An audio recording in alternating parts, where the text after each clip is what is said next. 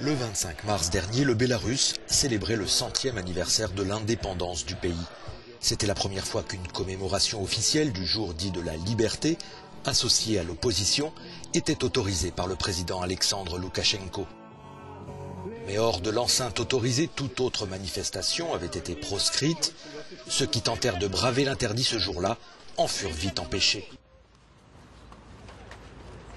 Makalai Statkevich, figure de l'opposition, ne croit pas à l'ouverture du régime, longtemps décrit comme la dernière dictature d'Europe.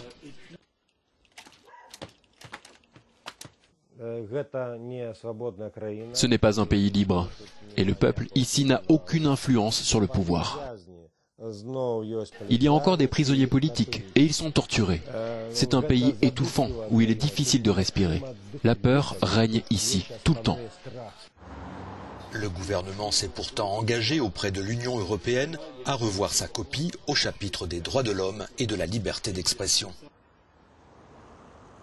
Mais il faut aussi ménager la susceptibilité de la Russie, souligne le ministre des Affaires étrangères du Bélarus. La situation au Bélarus et autour du Bélarus a changé, notamment en ce qui concerne les questions de sécurité avec la crise ukrainienne.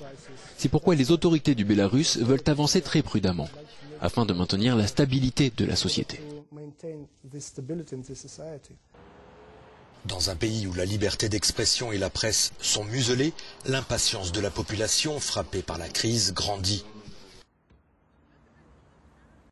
Pour en savoir plus sur la route difficile du Bélarus vers la démocratie, ne manquez pas notre reportage ce soir à 20h40 dans Insiders sur Euronews.